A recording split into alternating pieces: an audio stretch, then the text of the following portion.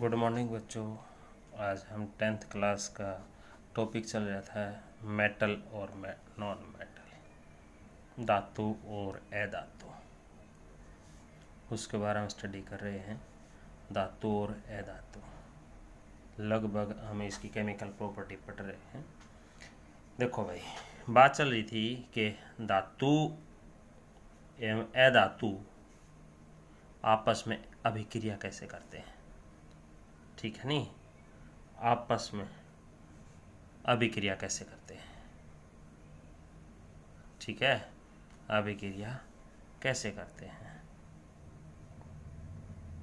Question बनता है।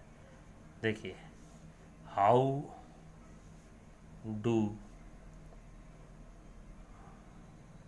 Metal and non metal react with each other?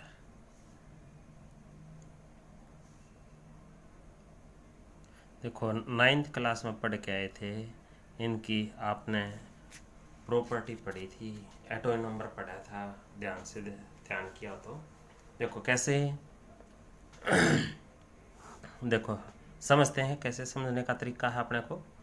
Metal क्या थे और नॉन मेटल क्या थे, पहले तो यही बताते हैं। जैसे मान लो कि हाइड्रोजन था, ठीक है, 1, तो ये एक्सेप्शनल है। कहते हैं कि इसके आउटर मोस्ट सेल में क्या है, एक ही इलेक्ट्रॉन है। इसकी प्रॉपर्टी, हाइड्रोजन की प्रॉपर्टी किसके सिमिलर है, नॉन मेटल के। तो इसलिए प्रॉपर्टी के आधार पर इसको नॉन मेटल में रखा गया है, ठीक है। हीलियम को छोड़ो, क्योंकि हीलियम का तो क्या था, ये आउटर मोस्ट सेल यानी कि पहली सेल थी, पहली सेल में 2 इलेक्ट्रॉन आ गए, तो ये क्या कहलाती, नोबल गैस यानी उत्कृष्ट गैस से कहलाती। तो उत्कृष्ट गैसें जो किसी के साथ क्रिया नहीं करती, वैसे है नॉन मेटल ही सारी जो गैसेस हैं। उसके बाद क्या है कि लिथियम है। जैसे लिथियम की फर्स्ट सेल में 2 इलेक्ट्रॉन, उसके बाद 1 इलेक्ट्रॉन, यानी कहने का मतलब यूँ दिखा जा सकता था। तो मेनली याद रखना कि जिसके आउटर मोस्ट सेल में 1 से 4 के बीच में 1 2 3 4, यानी कि 4 से पहले, ठीक है, 1 2 3, जिसमें आउटर मोस्ट सेल में 1 2 3 इलेक्ट्रॉन आ जाए, वो मेनली क्या होते हैं, मेटल होते हैं। क्या होते हैं, मेटल, ठीक है। और जिसके आउटर मोस्ट सेल में, जैसे अब फ्लोरीन की बात करते हैं, तो 9 आ गया, तो 2 और 7, ठीक है। तो जिसमें कहते हैं 4 से ऊपर आ जाए, ठीक है, 5 5 6 7 आ जाए, तो जिसके आउटर मोस्ट सेल में 5 6 और 7 आ जाए, तो मेनली क्या कहलाते हैं, नॉन मेटल। क्या कहलाते हैं, नॉन मेटल। अब तुम समझते होगे कि सर 4 आ जाए जिसमें, तो वो क्या कहलाते हैं, मेटलॉइड, ठीक है। तो क्या कहलाते हैं, मेटलॉइड, यानी कि ये क्या कहलाते हैं, उपधातु। क्या कहलाते हैं, उपधातु। और ये क्या होते हैं, अधातु, ठीक है। और ये क्या है, धातु। तो देखिए, जिसके आउटर मोस्ट सेल में कहते हैं 4 से कम आ जाए वो तो मेटल यानी धातु, और जिसके 4 से ऊपर आ जाए वो नॉन मेटल यानी अधातु। और कहते हैं कि जिसमें 4 आ जाए वो क्या है, मेटलॉइड यानी कि उपधातु, ठीक है। तो ये क्रिया कैसे करते हैं, अब देखो बात चल पड़ी। कहते हैं कि मेटल है कोई भी, तो सोडियम है, इसका electronic configuration, the electronic configuration of the sodium is क्या है, 2 8 और 1।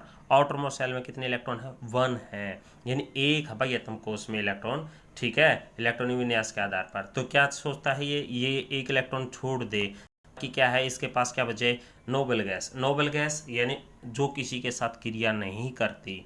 जैसे कोई भी एग्जांपल लेते हैं, देखो भाई, आपने पढ़ा कि ये क्या आ जाएगा, जैसे ही इलेक्ट्रॉन छोड़ देगा तो इसके पास क्या आ जाएगा, एक इलेक्ट्रॉन छोड़ते ही क्या आ गया, 10, यानी 2 8 इलेक्ट्रॉनिक कॉन्फ़िगरेशन। ये किसका आ गया, नोबल गैस का। ऑल द मेटल या नॉन मेटल जितने भी हैं, सभी के सभी किस लिए रिएक्ट करते हैं, ताकि वो stable noble gas electronic configuration यानी स्टेबल इलेक्ट्रॉनिक कॉन्फ़िगरेशन को अटेन करने के लिए, प्राप्त करने के लिए, यानी स्थायी इलेक्ट्रॉनिक विन्यास को प्राप्त करने के लिए वो इलेक्ट्रॉन का त्याग करते हैं या ग्रहण करते हैं। तो धातुएं और अधातुएं आपस में क्रिया कैसे करते हैं, इलेक्ट्रॉन को त्यागने या ग्रहण करने, ठीक है। यानी मेटल और non metal react with each other by the losing और गेनिंग ऑफ द इलेक्ट्रॉन, ठीक है। तो याद रखना आपने, कोई भी मेटल है, अब मेटल का एग्जांपल लिया था सोडियम का, तो देखो सोडियम ने क्या काम किया, एक इलेक्ट्रॉन लॉस कर दिया तो एक पॉजिटिव चार्ज। क्लोरीन एटम ने क्या किया, एक इलेक्ट्रॉन गेन कर लिया तो क्या है, क्लोराइड आयन बना दिया। ठीक है, यदि क्लोरीन मॉलिक्यूल लेके चलेंगे तो 2 इलेक्ट्रॉन ले लेंगे। ठीक है, तो ये आ गया। कहने का मतलब ये है कि क्लोरीन जो है क्लोराइड आयन में कन्वर्ट हो जाएगा, सोडियम जो है सोडियम आयन में। यानी मेटल ने तो क्या किया, loss of the electron, non metal ने क्या किया, गेन ऑफ द इलेक्ट्रॉन। तो ये जब आयनिक स्टेट में हो गए तो ये एक दूसरे से क्या हो जाएंगे, कंबाइंड टू फॉर्म क्या है, सोडियम क्लोराइड। ठीक है, तो देखो सोडियम लिखेंगे, sodium sodium metal losses the 1 electron to attain the noble gases. ठीक है, या स्टेबल इलेक्ट्रॉनिक कॉन्फ़िगरेशन। तो chlorine atom gain the electron losses by the sodium atom to attain the stable noble gas electronic configuration. तो these ionic atoms combined each other to form compound. तो ये इस प्रकार metal और non metal आपस में combined होते हैं। देखो भाई और एग्जांपल देखो, जैसे हाइड्रोजन का था। ठीक है, हाइड्रोजन 1 इलेक्ट्रॉन लॉस कर दिया तो इसके ऊपर 1 आ गया। अब क्लोरीन है, क्लोरीन ने 1 इलेक्ट्रॉन गेन करना है, क्लोरीन एटम है तो क्लोराइड आयन बना दिया। तो यह हाइड्रोजन आयन और क्लोराइड आयन आपस में क्रिया करके क्या बना देंगे, HCl। कोई भी मैग्नीशियम था, मैग्नीशियम की आउटर मोस्ट शेल में कितने इलेक्ट्रॉन हैं, 2। 1 इलेक्ट्रॉन लॉस करने का कोई फायदा नहीं क्योंकि इसका इलेक्ट्रॉनिक कॉन्फ़िगरेशन आ गया 2, तो 2 इलेक्ट्रॉन लॉस करेगा। तो इसका मतलब क्या आ जाएगा, मैग्नीशियम 2 इलेक्ट्रॉन, तो 2 इलेक्ट्रॉन लॉस कर दिए तो प्लस का 2 चार्ज।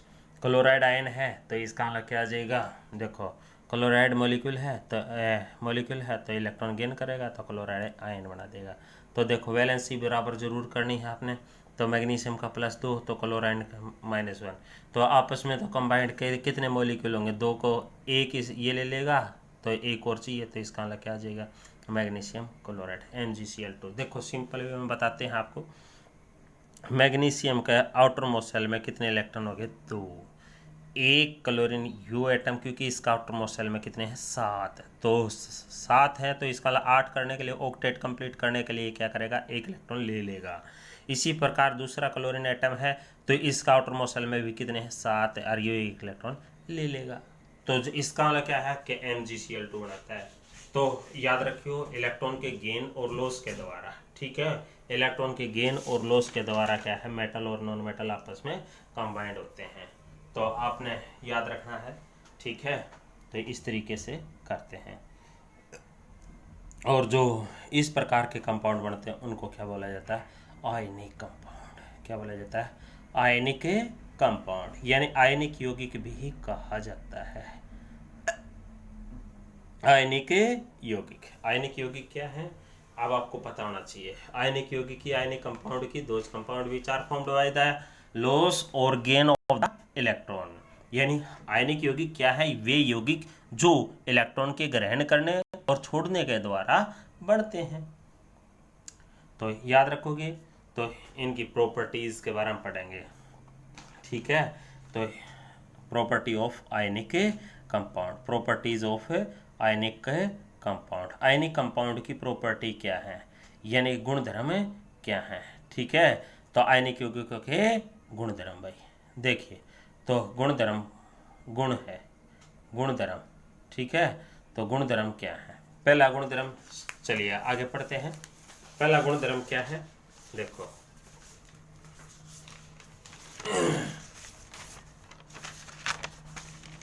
पहली प्रॉपर्टी सबसे मेन है, याद रखियो,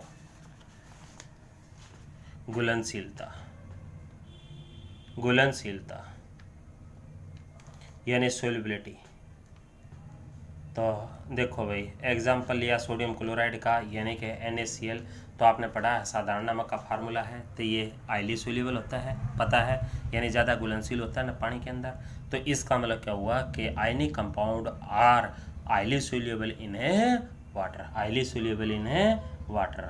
ठीक है, तो ये वाटर के अंदर कहता है कि वाटर के अंदर क्या है, घुलनशील होते हैं। ठीक है, तो याद रखियो। ठीक है,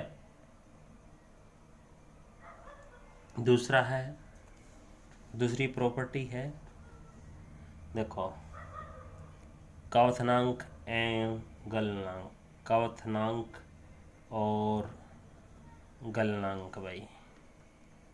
ठीक है, तो यानी कि इसको बोलते हैं boiling point and melting point. देखो, जिसके बीच में आयनिक कंपाउंड बन जाए, जिसके बीच में आयंस हैं, देखो विपरीत आवेश के बीच में जो फोर्स ऑफ अट्रैक्शन होता है वो क्या है? स्ट्रॉन्ग फोर्स ऑफ अट्रैक्शन होता है। क्या है? स्ट्रॉन्ग फोर्स ऑफ अट्रैक्शन होता है। स्ट्रॉन्ग फोर्स ऑफ अट्रैक्शन भाई, ठीक है ना। तो फोर्स ऑफ अट्रैक्शन परबल होता है, यानी आकर्षण बल। क्या है? आकर्षण बल क्या होता है? परबल होता है। क्या होता है? परबल बहुत ज़्यादा होता है इनके बीच में आकर्षण बल, तो इसलिए इनको तोड़ना बहुत मुश्किल है। तो इनका मेल्टिंग पॉइंट और बॉइलिंग पॉइंट क्या होता है? उच्च, यानी हाई होता है। ठीक है। दूसरा भाई, उससे अगली प्रॉपर्टी है भौतिक प्रकृति भाई। क्या है? भौतिक प्रकृति। अब आपने देखा यानी कि भौतिक प्रकृति यानी फिजिकल नेचर भाई, ठीक है। तो फिजिकल नेचर में ये क्या है? सॉलिड होते हैं। कैसे होते हैं? ठोस। नमक जो है वो किस में पाया जाता है? ठोस अवस्था में पाया जाता है, यानी सॉलिड स्टेट में प्रेजेंट होते हैं। किस में होते हैं? सॉलिड में, ठीक है। तो चोट मारने पर ये टूट जाते हैं, तो इसलिए इनको क्या बोलते हैं? भंगूर। क्या बोलते हैं? भंगूर। यानी कि भंगूर का मतलब ब्रिटल बोलते हैं। क्या बोलते हैं? ब्रिटल, ठीक है। विद्युत चालकता भाई, क्या है? विद्युत चालकता। अगली प्रॉपर्टी है विद्युत चालकता, यानी इलेक्ट्रिक कंडक्टिविटी। इलेक्ट्रिक कंडक्टिविटी, विद्युत चालकता भाई। तो आपको पता है ही, यानी कि जब जिसके बीच में आयंस हो, क्या हो?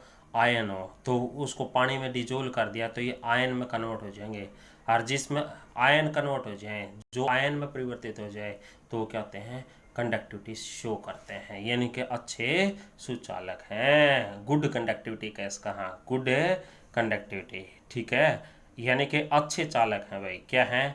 अच्छे चालक हैं या सुचालक कहा जा सकता है, ठीक है। तो ये गुड कंडक्टर होते हैं, ठीक है। Thank you.